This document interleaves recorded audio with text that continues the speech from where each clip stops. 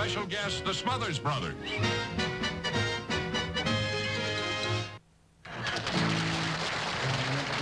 trees that fill the breeze with rare and magic perfume. Oh no, it isn't the breeze. No. That's not right. I said it wasn't the trees. I know you said it wasn't the trees, but then you said, oh no, it isn't the breeze. Well, you said it wasn't the breeze. Well, first it wasn't the breeze, it was the trees. Oh yeah, well, if it's the trees, it can't be the breeze. And I said, oh no, it isn't the breeze. So how? I'm awful right. You are right. But just forget everything I've told you. Just say, can it be the trees that fill the breeze? Please? Okay. Can it be the... What? Trees. Can it be the trees that fill the breeze, please? No, I never. That's stupid. How can it be the trees that fill the breeze? Okay, okay.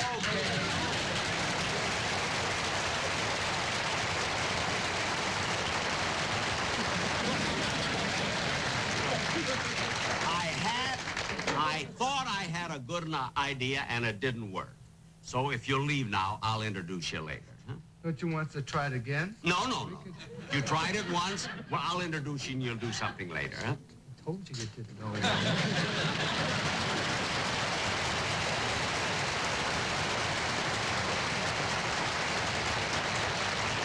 Of course, ladies and gentlemen, you know those are the Smothers Brothers.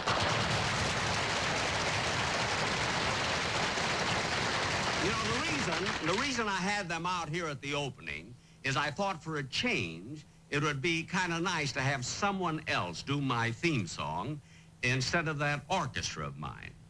See, it's not that I have anything against my musicians, but when the brass section blows through their instruments and those fumes fill the breeze, believe me, it's a rare but not magic perfume.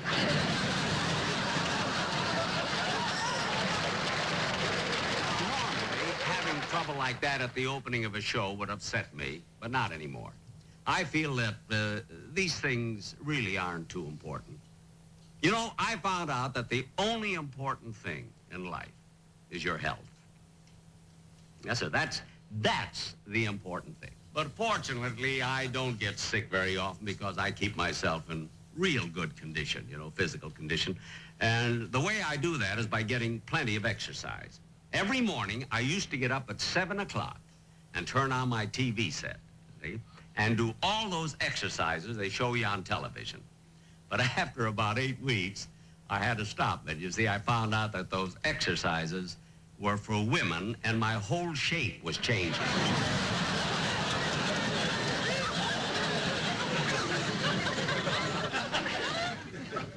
As a matter of fact, I didn't notice it myself until one day well, I better save that for the Johnny Carson show.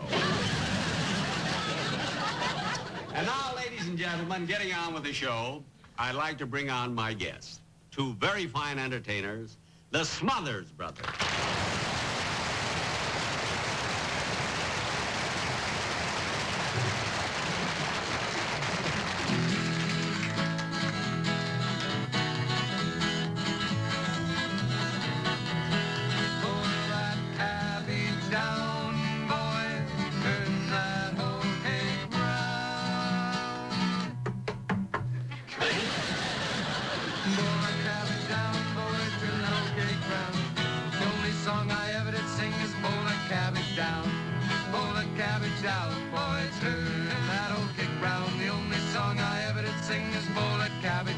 Take it, Tom. No. I said no, I didn't want to take it. You're supposed to take it. Aren't you a folk singer? Yes, but I said no because I didn't want to take it. Wait a minute, you're a folk singer. Have you read the folk singer's guidebook? Yeah, but I didn't want to. And what does the guidebook say? It says all folk singers are obligated to do what? You're obligated to take it. Without hesitation, without thinking, yeah. Like a reflex, Tommy. Take it, Tom. Boom, boom, boom. Yeah, when well, I say take it, hop to it.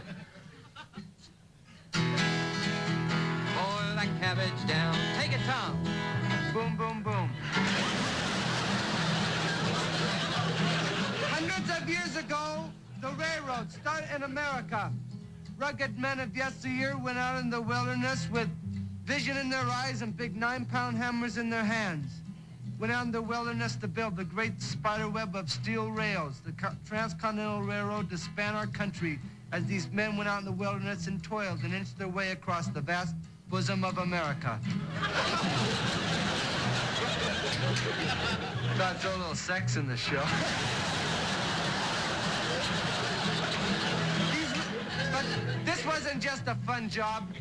There was dangers in this job as they built the railroads up the mountains and down the mountains and across the deserts and over raging rivers, and they had to span crevices, deep crevices in the ground, and in the bottom of the crevices there was pumas. These were pumas with claws and foam coming out of these pumas' mouths, and the railroad men, they're going, "Whoa, look at those pumas down there! I'm not gonna build any railroad across the crevice. There's pumas in the crevices." There were no pumas in the crevices because we don't have pumas here. There are no pumas in America.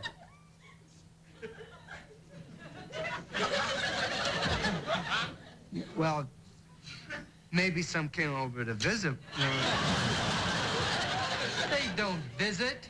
Now, if you want to keep your story truthful, you get rid of the pumas right now. I'm not going down that crevice. Well, there was these vicious beasts in these deep crevices, and these railmen said, "Well, look at those vicious beasts in the crevices. They look like pumas." But they weren't. And they were sore afraid. Yet the railroads were completed. Yes, the transcontinental railroads were completed, and a big feast was transpired for these rugged railroad men. And the sole subsistence for this big feast for these railroad men, the sole substance was hot cakes boiled in cabbage juice. It's not so popular now. They have to sing about something else. Bought myself a bicycle, I learned to ride it well. Crashed into a telephone pole and broke it all to pieces. Cabbage down, boys, turn that old cake round. The only song I ever did sing was a bowl of cabbage down. Oh, working on the railroad, working all day long. Take it.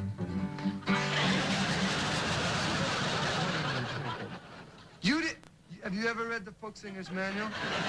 It says when someone says to take it, you're supposed to take it. I said to take it, and you didn't take it. I'm sorry. I'm very sorry. Really, I'm sorry. Well, don't get belligerent. You didn't take it. I said I'm sorry. That's all I can say. I'm sorry. That's okay then. Don't make any more mistakes. Working on the railroad, working all day long. Take it. Working. Boil the cabbage down, boy. Song I ever did sing is boil the cabbage down, boy. Turn that old cake round. Only song I ever did sing is boil that cabbage down.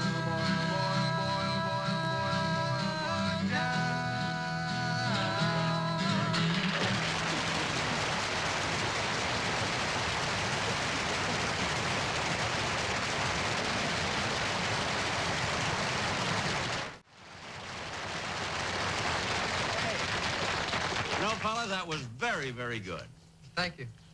You know, you boys have been quite successful the last few years. Must make you very happy, huh? Well, it makes us happy, but it really makes our family very happy, especially our little old grandmother. Oh, your grandmother, huh? Yeah, we have a little grandma, and she lives up in Barney Gulch, a little town in Northern California, and since things have been going well, nobody ever hardly knew her, but now they refer to her as a Smothers brother's mother's mother.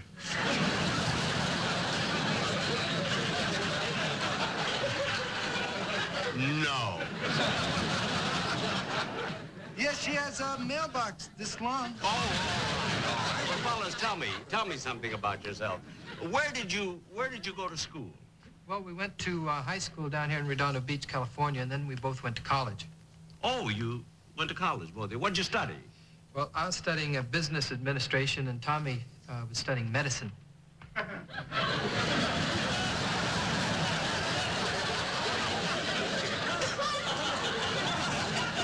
looks like a puma to me.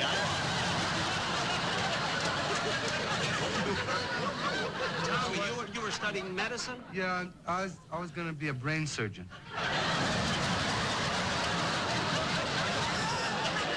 A brain surgeon?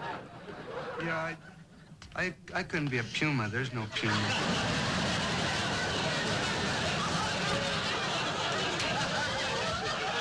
But you studied to be a brain surgeon? Yeah, but I decided against it. I mean, you know, I was 18 years old. My mother still was cutting my meat for me.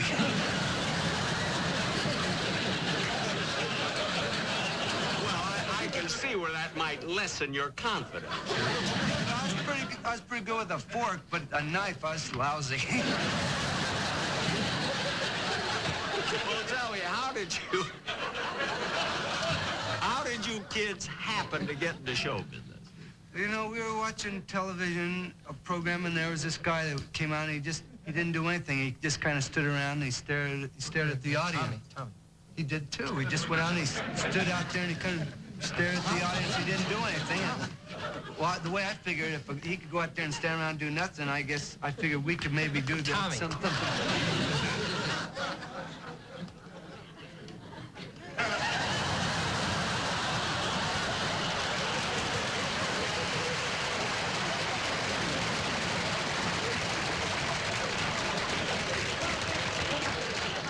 Gee, he looked a lot younger on television.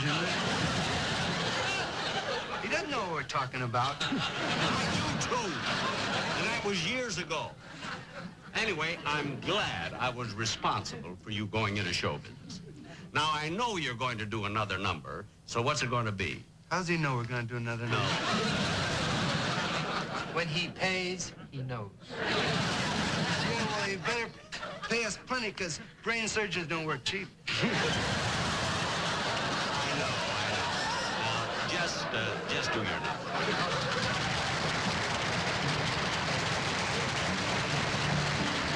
We'd like to do a song of a young man who just lost his sweetheart and is feeling very sorry for himself. It's entitled, I Never Will Marry. Some say that love is a gentle thing, but it only has caused me pain. For the only girl I ever did love, gone on that midnight train, I never will marry. I'll take me no wife. I expect to live single all of my life.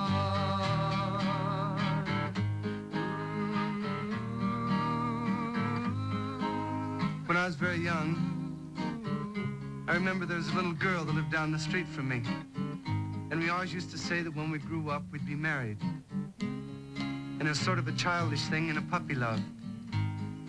Yet as the years went by, this puppy love grew into something very dear and very precious to me. You know, they tell us that love is a gentle thing. But I think each person here who has truly loved and been loved has shed a tear and experienced heartache. And the girl I learned to love so very much broke my heart and left me for another man. Yet I love her still. And I swear by all the stars in the skies that as long as I live, I never will marry unless I can marry her. I'll mess around a little bit, though, you know.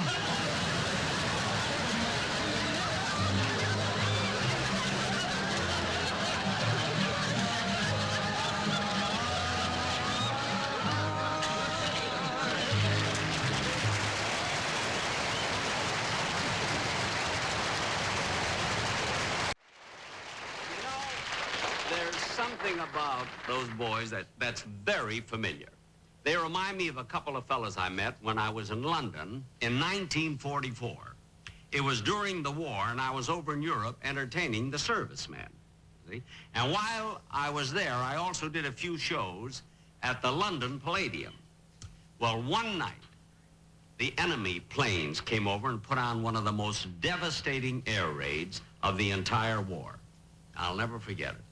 I had finished my show at the theater, and I was walking back to my hotel, see, when the sirens started to wail, and the bombs dropped, and the searchlights were crisscrossing the sky. By Jove, they gave us a bit of what for tonight. Not half. This one's even worse than the other one.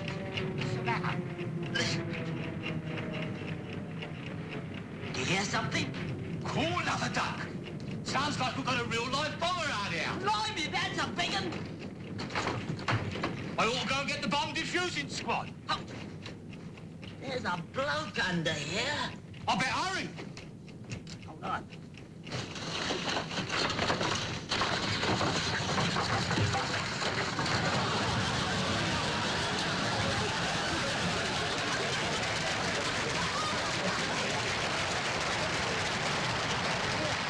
What are you doing there? What am I doing? I tried to catch this for a souvenir. What am I doing? He's an edgy one, isn't he? American, you know.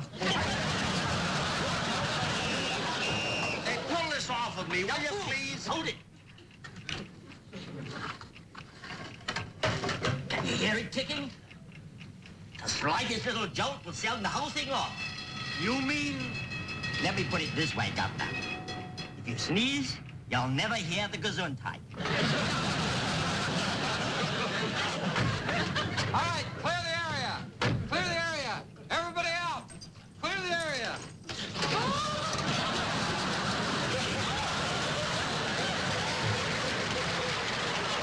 Hey, clear the area. He said everybody clear the area.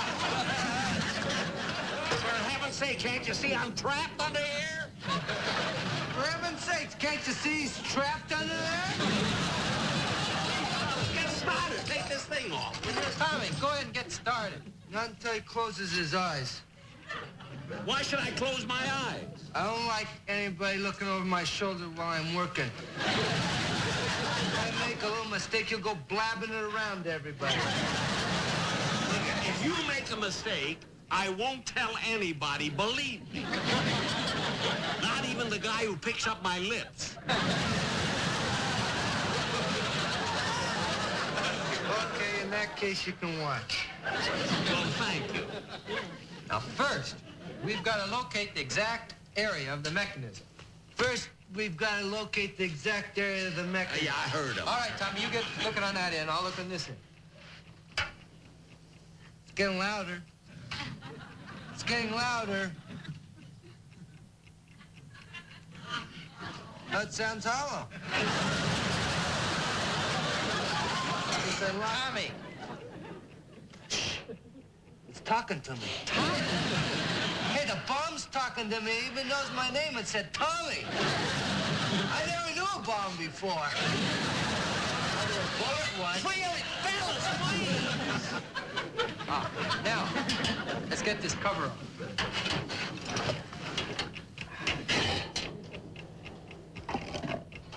Look at this clock.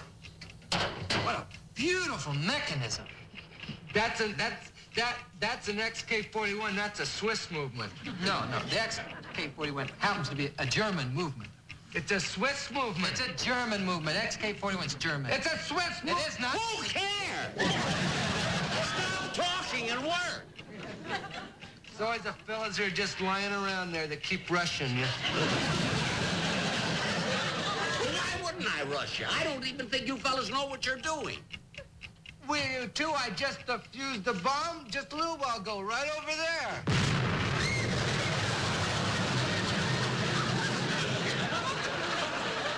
Must have been over there. Tommy, I thought you said you defused that bomb. I did what I always do. I detached the white wire from the blue wire. It's supposed to be the green wire from the blue wire. I thought it was the white wire. No. It's always been the green wire from the blue wire. But just a little mistake. I mean, Yeah, I mean, everybody makes a mistake. You know, nobody's perfect. Gee, if everybody was perfect, if you were perfect, and if you were perfect, and I was perfect, what kind of world would this be? This be some world, believe me. Look, if I want philosophy, I can listen to Bertrand Russell or Jack Parr. Now get back to work, will you? Okay. Well, according to this clock, we've got about 2 minutes before the bomb goes off. So we better hurry. Yeah, I'll get behind this cogwheel here, and I'll detach this wire right there. Tommy, I just noticed something. Do you know who this is? No, who? That's Jack Benny. You mean the guy that's playing at the Palladium? Yeah, it's Jack Benny. Are you really? Yes, I'm Jack Benny. Hey, nice to meet you. Don't get up. Go to the truck and get the guitar. Yeah. Guitar? We want to get into show business, Mr. Benny, and we'd sure like to do a number for you. But there's no time. You said yourself there's only 2 minutes left on the bomb. Great. Tommy, let's do that special song we've been working on. Yeah. That's a...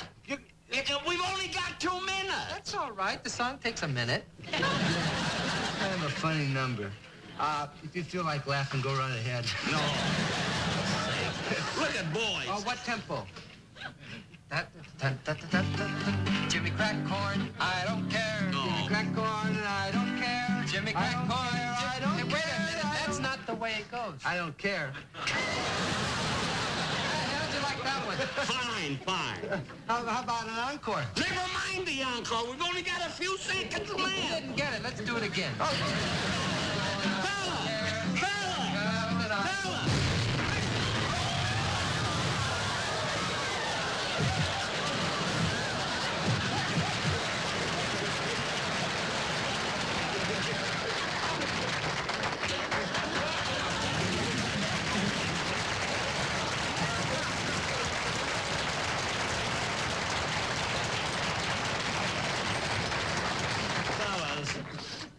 Fellas, I'm sorry.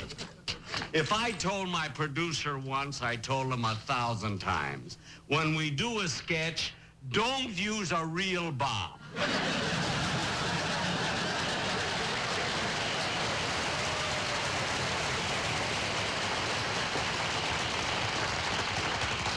Hey, Dickie, you know, I can just see it in tomorrow's headlines in the papers. Benny's bomb Smothers Brothers.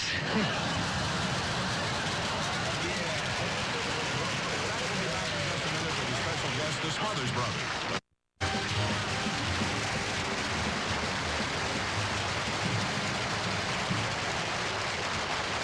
Thanks, boys. Thanks very much for being on the show.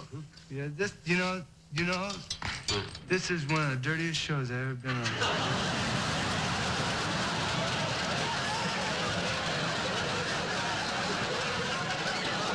Ladies and gentlemen, well, that's the show. Good night, folks, and I'll be seeing you soon.